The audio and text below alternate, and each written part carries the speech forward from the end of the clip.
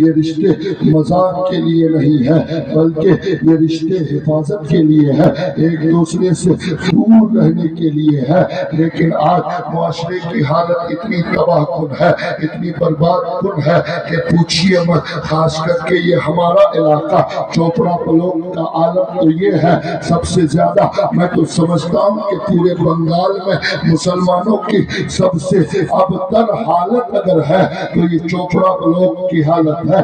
یہاں کا مسلمان یہ کلچر میں اتنا آگے بڑھ گیا ہے، اس قدر آگے بڑھ گیا ہے کہ دین کو انہوں نے بہت پیچھے چھوڑ رکھا ہے۔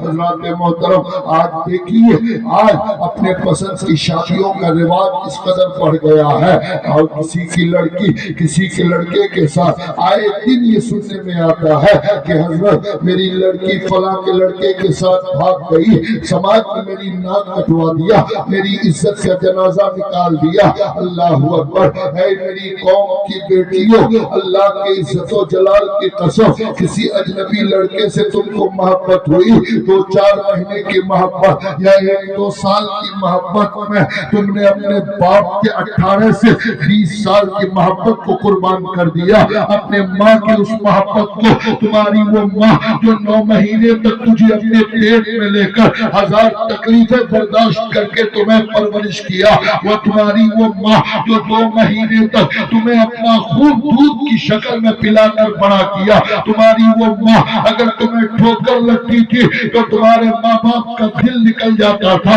اللہ اکبر! تم تھوڑی دیر کے لیے غائب ہو جاتے، ایسا لگتا کہ تمہارے ماں باپ پر پہاڑ ٹوٹ پڑا ہے۔ اللہ اللہ! اس کائنات میں پورے روئے زمین میں اللہ اس کے رسول کے بعد ماں باپ سے زیادہ اپنی اولاد سے کوئی محبت نہیں کر سکتا ہے۔ اللہ اکبر! جو ماں باپ اس قدر محبت کرتے ہیں ایک نوجوان لڑکے کی محبت میں، ایک نوجوان لڑکی کی محبت میں، تو نے اپنے ماں باپ کی اس محبت کو ٹھکرا دیا ہے جو محبت تم کو جنت میں لے جانے والی ہے۔